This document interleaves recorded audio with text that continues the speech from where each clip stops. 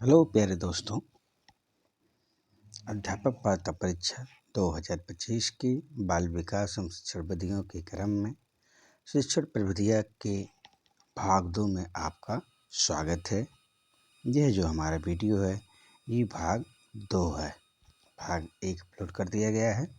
भाग 1 को देखने के लिए आप चैनल को सब्सक्राइब अगर नहीं किए हैं चैनल को सब्सक्राइब कर लीजिए और प्लेलिस्ट में जाइए। बाल विकास एवं शिक्षण विधियों के पाठ में प्ले फोल्डर में आप वहां पे समस्त टॉपिक वाइज वीडियो आप पा सकते हैं और पूरा कंप्लीट अपनी तैयारी को बेहतर से बेहतर कर सकते हैं। तो बच्चों, देर न करते हुए हम लोग अपने सेकंड टॉपिक में देखते हैं क्या क्या पढ़ना है। फर्स्ट टॉपिक में हम लोग जो पढ़े थे, फर्स्ट टॉपिक में प्रश्नोत्तर प्रविधि, विवरण प्रविधि, वर्णन प्रविधि, विख्यान प्रविधि, स्पष्टीकरण प्रविधि, कहानी कथन विधि को, इतने टॉपिक को हमने भाग 1 में कवर किया था। अब उसी के आगे अन्य जो पाठ हैं, अन्य जो प्रविधियाँ हैं उसको भाग 2 में कवर करने जा रहे हैं। तो बच्चों, देर न करते हुए हम वीडियो को अपने शुरू करते हैं।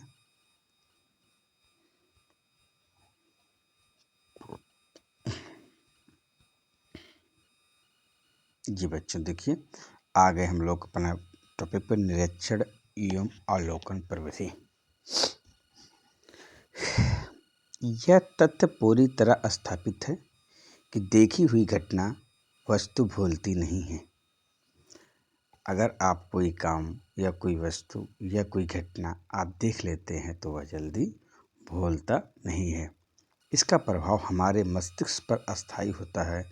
शिक्षण करते समय यदि छात्र को पाठ्य विषय में शामिल वस्तुओं, घटनाओं के अवलोकन एवं निरीक्षण का अवसर दिया जाए तो शिक्षण अधिक प्रभावी होगा। वास्तव में किसी वस्तु, स्थान, कार्य का ध्यानपूर्वक निरीक्षण करना ही अवलोकन है। सभी विषयों में, विशेषकर विज्ञान, कृषि तथा समाज विज्ञान के लिए यह अधिक उपयोगी है। समझना परखना ही इस विधि का मूल तत्व है। समूह शिक्षण एवं उच्च स्तरों पर शोध कार्यों में इस विधि का प्रयोग प्रभावी होता है। इस विधि से शिक्षण करते समय दातव्य बिंदु इस प्रकार हैं।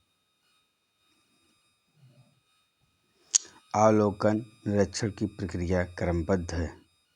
कब, कहाँ, किसका और कैसे अवलोकन करना है यह छात्रों को पता होना चाहिए।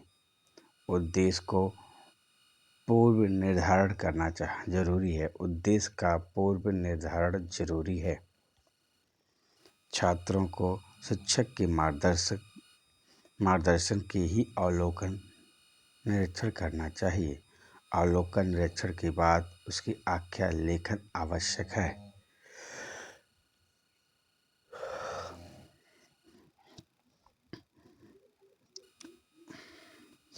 देखिए बच्चों, इसमें जो है निरीक्षण और अवलोकन अगर आप करते हैं और उस टॉपिक पे, उस तथ्य पे आप उसको फिर अपने शब्दों में आप एक लेख तैयार करते हैं तो वह विषय वस्तु आपके दिमाग में अस्थायी रूप से बैठ जाएगी। जल्दी आप उसको नहीं भूलेंगे। तो यह विधि भी हमारे शिक्षण कार्य के लिए बहुत ही महत्वपूर्ण है। अब देखिए, एक और विधि है आपका उदाहरण विधि। जैसे उदाहरण विधि क्या है? किसी कठिन और गूढ़ तथ्य, घटना, वस्तु को सामग्री, प्रसंगों, अनुभवों के प्रयोग द्वारा व्यक्त करना उदाहरण है। जैसे सरदार भगत सिंह की वीरता, साहस, बलिदान का उदाहरण देकर बच्चों में राष्ट्रीय भावना का विकास किया जा सकता है।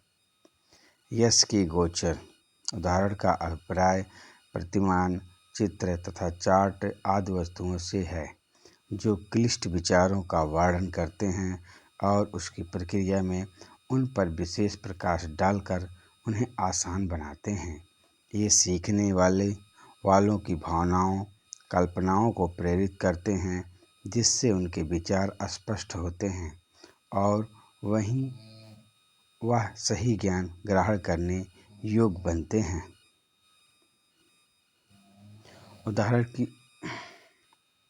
उदाहरण की सजगता उसका सबसे बड़ा गुण है।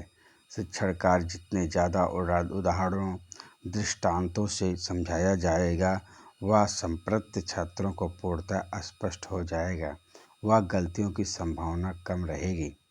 स्वर संधियाँ में दीर्घ संधि के अर्थ हम जितने उदाहरण रामायण, विद्यालय, सदाचार, रामाज्ञा, देवालय, मुख्यालय, आज्ञानुसार आदि से स्पष्ट करेंगे, दीर्घ संधि का अर्थ उतना ही ग्राह्य बनेगा। इन्हें भी जानें। जो मनुष्य नेक सलाह देता है वह एक हाथ से निर्माण करता, जो मनुष्य उपयुक्त परामर्श को साथ दृष्टांत देता है वह दोनों हाथ से निर्माण करता है। जो मनुष्य नेक सलाह देता है वह एक हाथ से निर्माण करता है, जो मनुष्य उपयुक्त परामर्श के साथ दृष्टांत मतलब उदाहरण भी देता है वह दोनों हाथ से निर्माण करता है। उदाहरण की विधियां का कैसे प्रयोग करेंगे? उदाहरण सरल व स्पष्ट भाषा में हो, उदाहरणों में विविधता हो, उदाहरण अस्त्रानुकूल हो। अस्त्रानुकूल मतलब उनके लेवल का। हम ऐसे उदाहरण ना बताएं जो बच्चों की समझ से परे हो, पूर्व ज्ञान से संबंधित व रुचिकर हो। अगर आपके पास उदाहरण है जो पूर्व ज्ञान से भी आप जोड़ सकते हैं और रुचिकर है तो वह सबसे आपका बेटर है, अच्छा है। सरल से कठिन, ज्ञान से अज्ञात की ओर उन्मुख हो। बहुत बढ़िया। तो बच्चों इसमें महत्व क्या है? सरलीकरण, स्पष्टता, बोधगम्यता, सुरुचिपूर्णता, अधिगम संभाव्यता। अब बच्चों देखते हैं खेल विधि। खेल विधि क्या है? खेल एक स्वाभाविक प्रक्रिया है। इसी के द्वारा बालक अपने मूल रूप में व्यक्त करता है। खेल एक स्वाभाविक प्रक्रिया है, इसी के द्वारा बालक अपने मूल रूप में व्यक्त कर देता है। अगर आप देखेंगे खेल में बच्चे बहुत सक्रिय रूप से एक्टिव रहते हैं और अपने मन तन धन पूरा जिस प्रकार से एक्टिव रह सकते हैं उस तरफ खेल में एक्टिव रहते हैं। अगर हम वही काम खेल विधि से शिक्षण कार्य भी करना शुरू कर दें तो यह हमारे लिए बहुत ही उपयोगी होगा।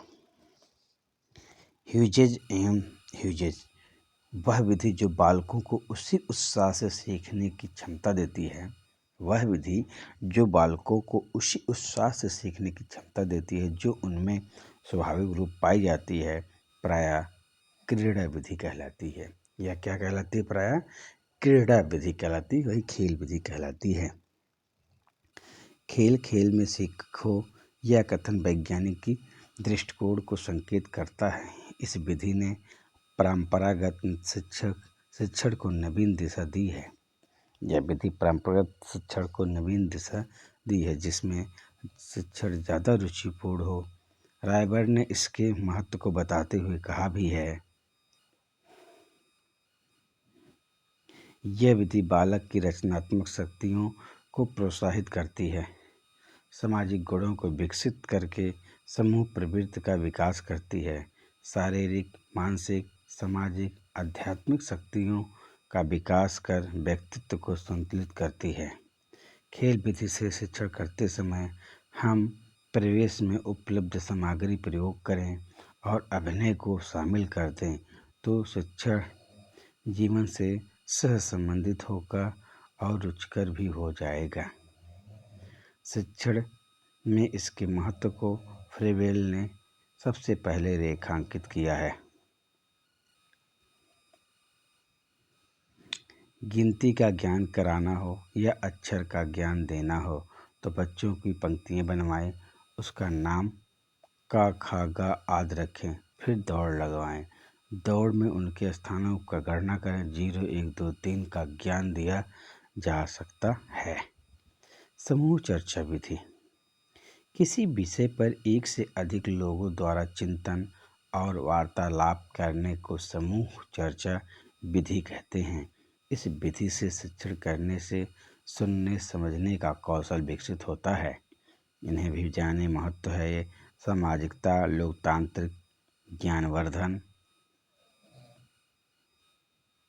स्वतंत्रता।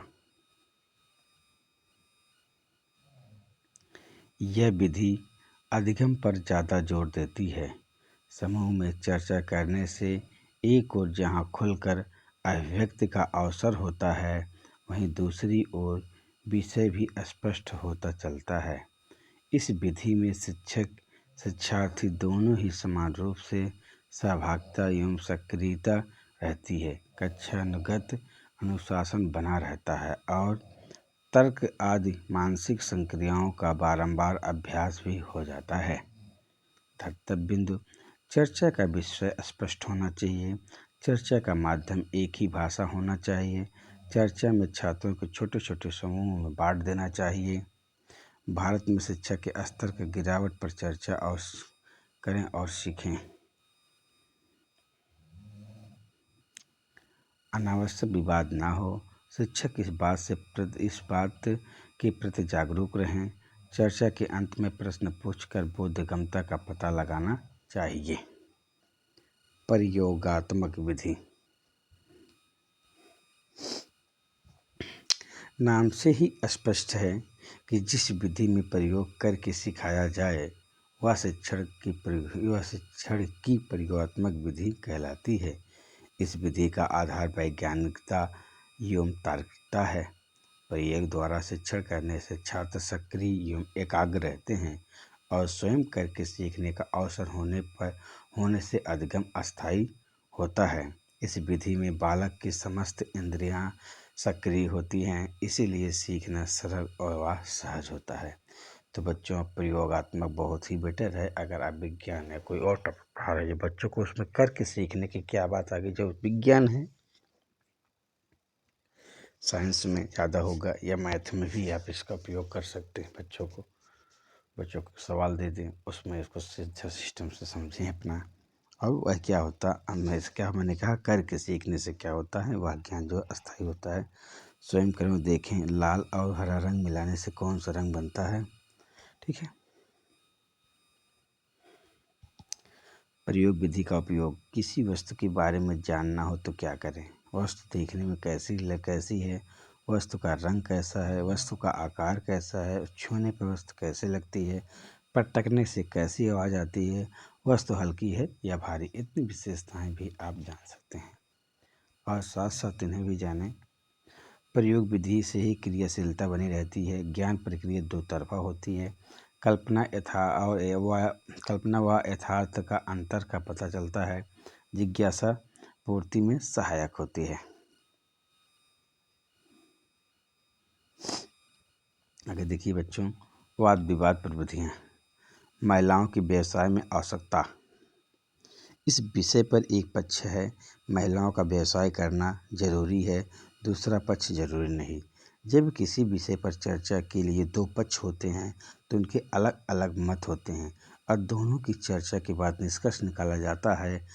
इस विधि को वाद विवाद विधि कहते हैं।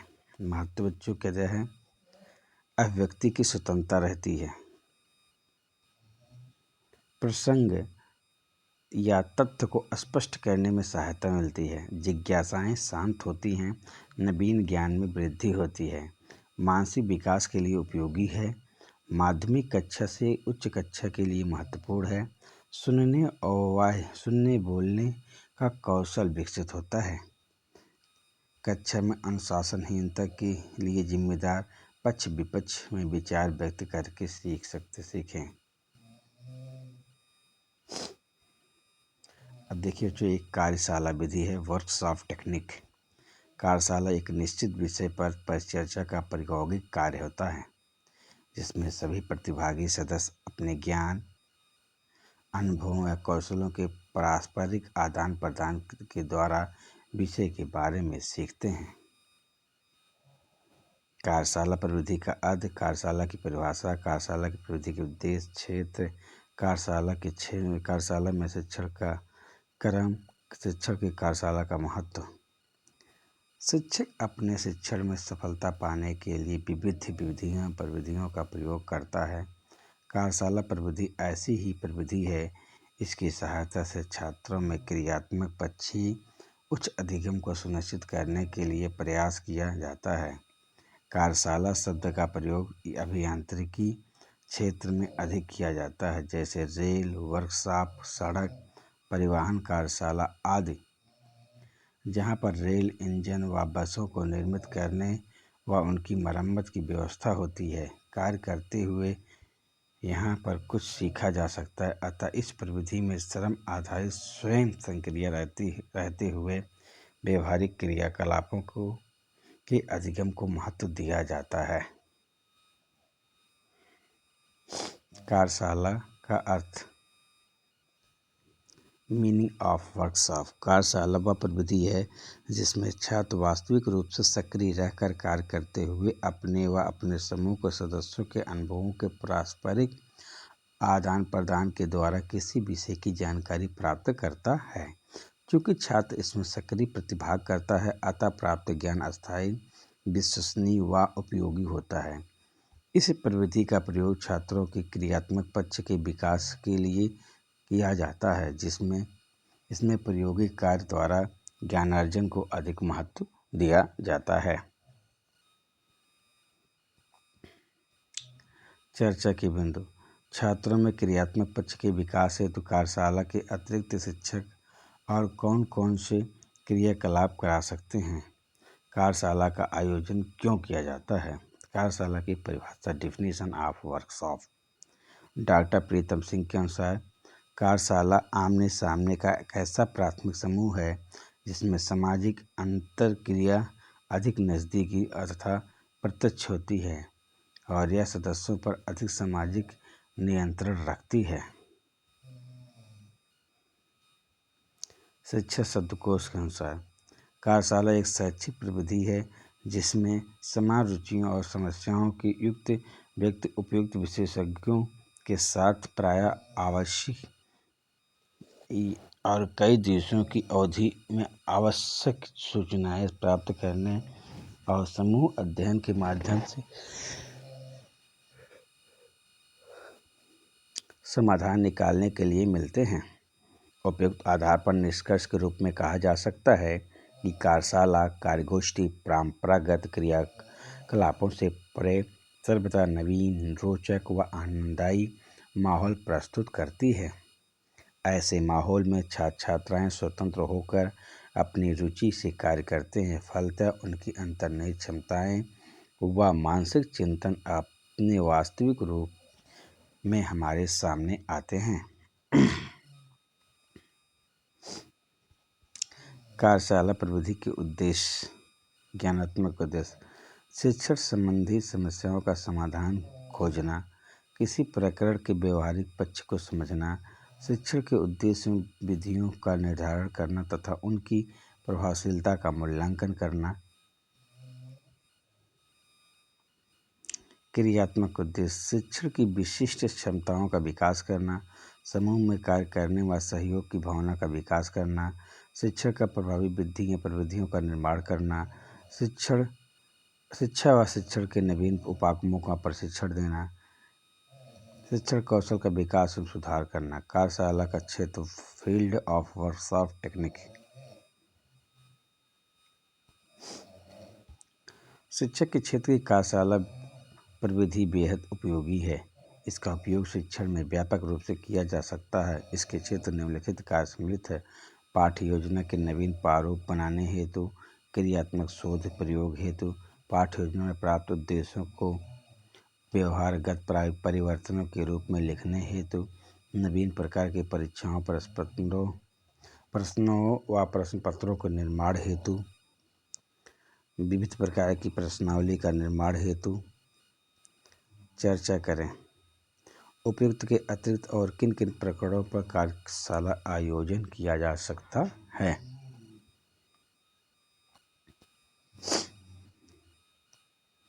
कार्यशाला की शिक्षण क्रम। Sequence of technique in workshop. प्रकरण या समस्या का चयन, प्रस्तुतिकरण व स्पष्टीकरण, पाठ पर आधारित कार्य की विधि, तौर तरीके के प्रयोग का अभ्यास, वास्तविक अनुभवों का आदान प्रदान, सहभागियों के साथ कार्य तथा कार्य या तैयार सामग्री जांच, परीक्षण, नियंत्रण, निष्कर्ष। शिक्षण में कार्यशाला का महत्व। शिक्षा का प्रमुख उद्देश्य व्यक्तित्व का सर्वांगीण व संतुलित विकास करना है। अतः शिक्षक का प्रमुख दायित्व यह है वह विद्यालय में ऐसा वातावरण तैयार करे जिसमें प्रत्येक बच्चा स्वयं सीखने में रुचि ले व तत्पर रहे। सीखने का ऐसा वातावरण बनाने में कार्यशाला प्रविधि अत्यंत उपयोगी है। इसमें वास्तविक परिस्थितियों में छात्र समस्या समाधान का प्रयास करते हैं और स्वयं करते हुए सीखते हैं। सीखने के लिए वह अध्यापक पर निर्भर नहीं रहते और समूह के सदस्यों के साथ मिलजुल कर कार्य करते हुए नवीन अनुभव प्राप्त करते हैं। बच्चों, भ्रमण विधि। भ्रमण से आशय है घूमना। स्पष्ट है इस विधि में स्थलों वस्तुओं का ज्ञान घूम घूम कर प्राप्त किया जाता है। इस विधि को शैक्षिक भ्रमण भी कहा जाता है। भ्रमण के पश्चात सीखी गई बातों का लेखन अवश्य करवाना चाहिए ताकि ज्ञान अस्थायी बना रहे। इसीलिए बच्चों, आप स्कूल में देखेंगे टूर की व्यवस्था किया गया है। इसी भ्रमण विधि के में भी आपके भ्रमण विधि से भी आप ज्ञान अर्जित कर सकते हैं। स्थानों को, प्लेसों को जान करके उसके बारे में लिख करके अपने ज्ञान को अस्थायी बना सकते हैं। तो इसीलिए आपको स्कूलों में टूर की व्यवस्था किया गया है। इन्हें भी जाने। भ्रमण विधि सीखना रुचिपूर्ण लगता है। सामाजिक भावना का विकास होता है। समस्त इंद्रियां क्रियाशील रहती है। विभिन्न संस्कृतियों का ज्ञान सहजता से हो जाता है। सीखने में स्वतंत्रता रहती है। आपने किसी स्थल की यात्रा की और उस स्थल को पुस्तकीय अध्ययन किया, सीखने में क्या अंतर था? उपयुक्त विवेचना से स्पष्ट है कि समस्त शिक्षण विधियों का अपना विशेष स्थान है। शिक्षक पर यह गुरुत्तर दायित्व है कि वह शिष्य छात्र स्तर संसाधन के अनुसार विधियों का शिक्षण में अनुप्रयोग करें और अधिगम की गुणवत्ता को उत्तरोत्तर सुधार का लक्ष्य प्राप्त करें। तो बच्चों, अब आज यहीं पे हमारा टॉपिक ये समाप्त होता है। नेक्स्ट टॉपिक हम अगले दिन लेकर आएंगे। तो बच्चों, ये जान लीजिए आपका लगभग बाल विकास और शिक्षण विधियों में लगभग 60% टॉपिक हमने लगभग 60-70% जो है कवर कर दिया हूँ। मैं इस टॉपिक को 100% कवर करने के बाद आपको फिर आपके परीक्षक की दृष्टि से ये तो महत्वपूर्ण है क्योंकि ये समग्र ज्ञान है पूरे विस्तार पर। अब आपके टॉपिक पे पाठ के जो पाठ्यक्रम है यूपी टेट का बाल विकास के, उस पर हर टॉपिक पे विस्तार पूर्वक वीडियो है।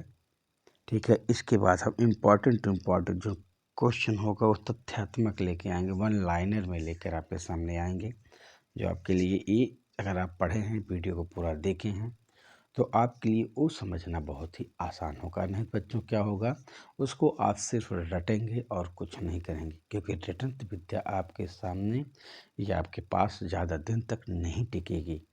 इसलिए पहले आप इसको वीडियो को जाकर प्लेलिस्ट से सभी वीडियो को आप क्रम वाइज देख लीजिए, समझ लीजिए। इसके बाद वो चीज़ें पढ़ेंगे तो आपके साथ आप बेहतर से बेहतर करेंगे, अपने एग्ज़ाम में अच्छा से अच्छा नंबर लेकर आएंगे। चाहे वो यूपी टेट हो, चाहे सुपर टेट हो, चाहे बीएड हो, चाहे डीएलएड हो, आपके लिए बहुत ही हेल्पफुल यह साबित होगा। तो बच्चों, अगर आपको हेल्पफुल लगता है तो आप चैनल को सब्सक्राइब कर लीजिए, भाई को सपोर्ट करिए, लाइक करिए, शेयर कर दीजिए। ठीक है। तो बच्चों, आज यहीं तक का धन्यवाद प्यारे दोस्तों, प्यारे बच्चों।